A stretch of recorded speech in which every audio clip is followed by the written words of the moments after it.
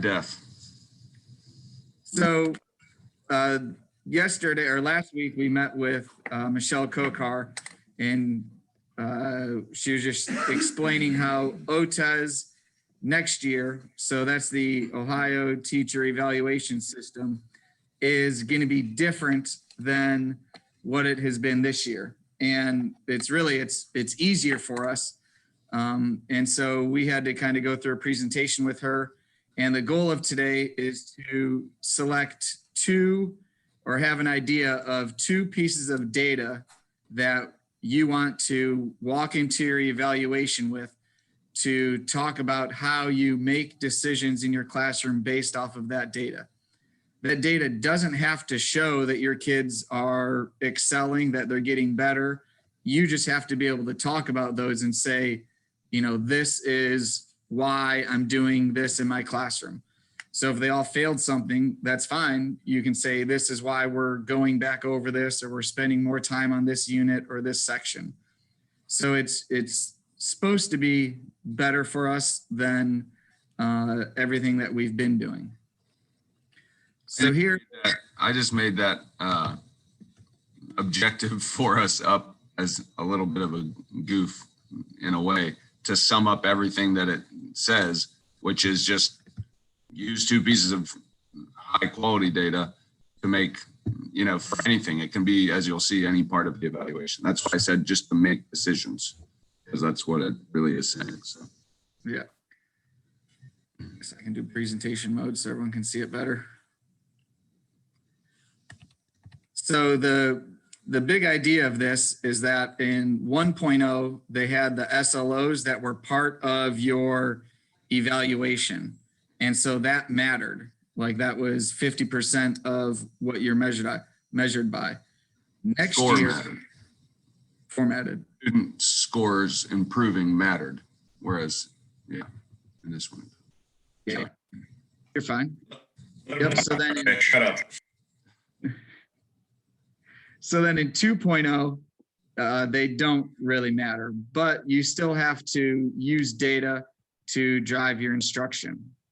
And so the highly qualified student data is something that we are going to be able to select, but there are criteria that they have to meet. So it gives the, you know, our school district a lot of control over what the highly qualified student data is. And so these tools that we have to use, this is what measures highly qualified student data. So, you know, it aligns to your standards, basically assessments that we give. The one issue that we found in 8th grade was that a lot of our like SCAs wouldn't necessarily show, they're not showing growth. And so it would be hard to track that. So one thing to do is we could put a question on our SCAs kind of throughout the year on one standard to see if they improve on that.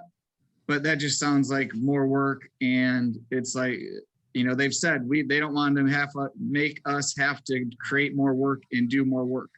Like use things that we're already doing. So if you do use pre-tests and post-tests, that would be something that would be pretty easy to use. Anything else on that, John? Well, I guess the issue here is that just, you know, an SCA that we make or a pretest that we make, or even the SLO, kind of how we had to submit the SLO to be approved. Who knows what that approval process was really compared to what this one will be, because the committee hasn't been formed yet to, you know, the high quality student data or assessment committee hasn't been formed yet to determine what is. So if we don't want to use something like MAP, or if we don't have an air test value added scores like 8th grade does, we have to find two assessments essentially. And if we're making those, or if those are ones we found on our own that aren't, you know, kind of nationally approved or vendor approved assessments, then we'd have to send those to the committee to get them approved. And here's what the committee is looking for, these bullet points. And the most important being that there's no bias, built in, and that it actually, I forget the other one that she said was most important, but that it actually produces the results that you're looking for. So they're not even exactly sure how that process will look, but if we wanted to use one of our quarter tests or do a pre-test at the beginning of the year like the SLO, then we'd have to get that approved. Yeah. We can use So one of these. there is an approved list by ODE that you can use. And, our school really MAP is one that we use. So for us to not have to create anything different. Now, each teacher can do this differently. If James decides that he wants to use pre-test and post-test, then he can submit those to the committee and get them approved. And I could use, the reading MAP scores and just be able to say, I'm using those to determine, the reading materials that we're using in class. And I could use, so I'm trying to find ways to not make it any harder. And so they already take MAP test. They take it in the fall and they take it in the winter. And so that would be 2 approved tests data that you could bring into your evaluation, because you typically have one in the fall and then you have a second one in like January or so that you could bring in those scores and talk about how that helps you select the reading material that you use in your class for that particular class. So that's a way that it doesn't necessarily have to be a science test to use, because we don't do the science MAP testing. So you could use the reading MAPS test if you want. Probably even use reading and MAP, because I still don't understand if it's one score from the MAP or if I'm using MAP reading as one assessment that you're using. That part I don't. So on the previous slide, it looked like it said that it had to show student growth. So how MAP scores, or is that just has to have that purpose in general? Yeah, I don't know.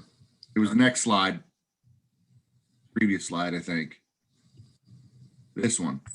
One of the criteria there says demonstrate evidence of student learning, achievement, and or growth. That's why I don't think that like MAP, I don't think, Steve, but I'm not positive that like MAP winter. Well, MAP scores do show. they show growth from the year before and from the last time they took it. So those all show growth. But that's not a criteria for our evaluation anymore.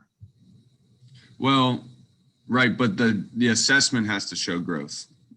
We don't have to show that they've grown. The assessment has to be one that shows growth. That is used for that purpose. Right. Okay. And we could use a reading. We literally really could use a reading test. Yeah, and math. Or math. I mean, reading, honestly, like at least in 6th grade level, reading is a much more practical application. And they'd rather us use reading between the two, because literacy is something that we've built into. Yeah, reading. And this might be a dumb question, but if we don't have to show that they've grown and we don't have to show that they can pass, We're just using it. what do we have to show? That we're using it. We have to show that we're using data. make decisions in our classroom and do something instructionally or grouping or whatever. So it's like it could be interpreted as a very, very simple thing that we're already doing. The only thing is we can't use just our quarter tests unless we get them approved through the high quality student data. The whole point is that it's high quality student data that we're using, not just our own quarter tests and things like that. Are you saying that our quarterly assessments are not high? I'm not saying that, Dan. That's what it sounds Has like. anybody It sounded like. gone through the process of putting the SCAs through this committee? The committee hasn't been formed yet. But if our SLOs went through the old committee, the SLO committee. Will it be our colleagues in the building? Yes. Yeah, probably more so at CO, and then they'll use people from within the district.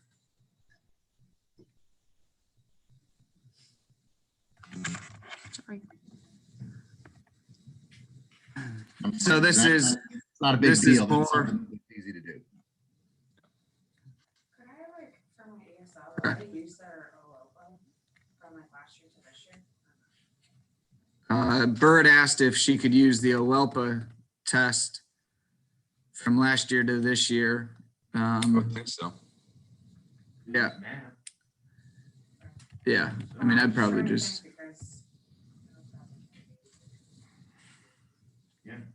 so for the definition of highly qualified student data tool, teachers must use the data to gather from those highly qualified student data.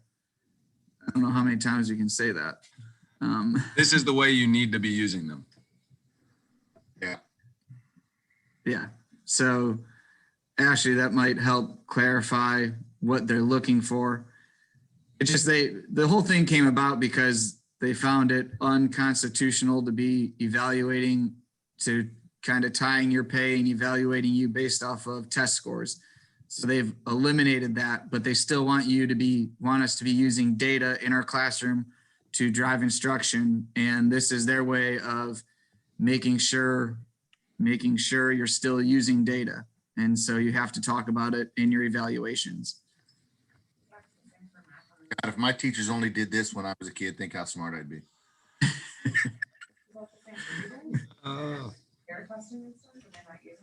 Yeah, we need 2 points of data. So we would do this. We would do. That's what we've always said about you, Dan. Just his teachers No, right? I not mean, have used good data. Most days I just walk in circles mumbling to myself. It's directly related to my experiences in middle school. If you want this, I just added this in here because it was on their presentation from ODE. It could be that you find nothing of value here, but I looked at it and it's like a little, you can enter courses where it teaches you about this stuff. And you might be able to find more if you're interested. And Ashley, you look very interested. So go ahead and sign up for that and let us know how it was. Any questions on this? So what they want us to do is to come up with a list of assessments that you think you might want to use in your evaluation. So what they're going to do next year when you are going into your evaluation is there's going to be a template of assessments that you can use for your evaluation. So they're letting us decide what we want to put on that template that you have to select. Oh, I'm going to use my end of course exam, or I'm going to use my SCAs, or I'm going to use a pre-test and post-test.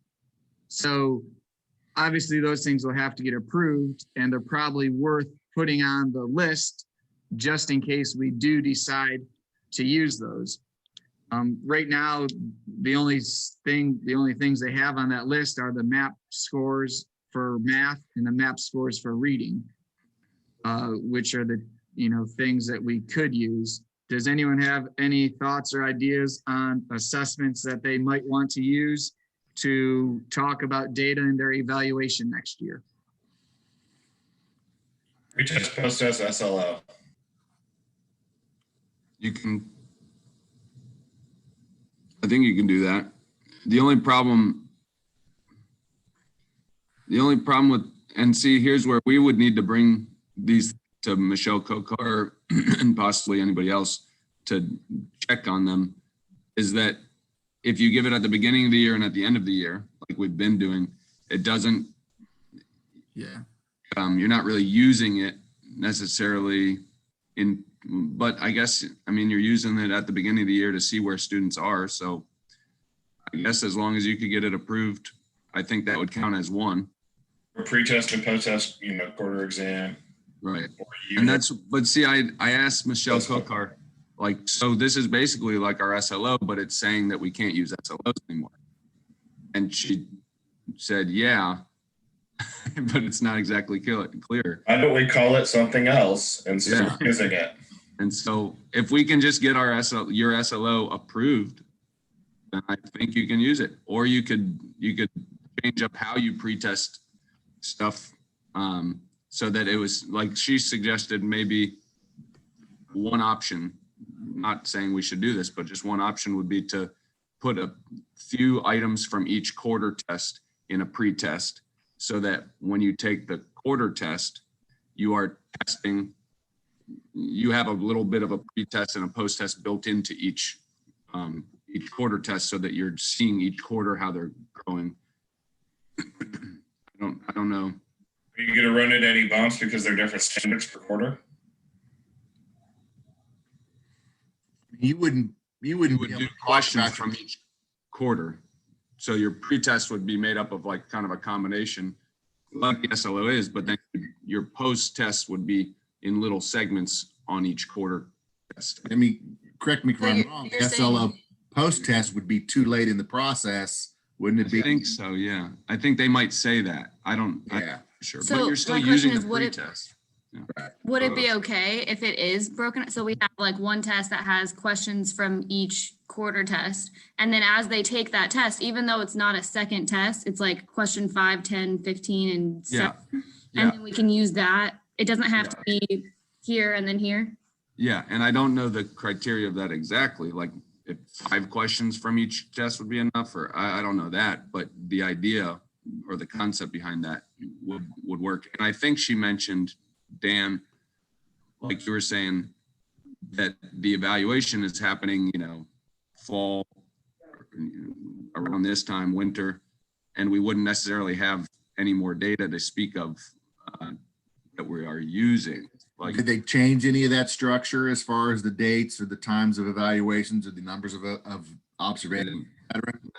they updated little things, but generally speaking, it's about. Are you still on a tour or one? Do you know more about that?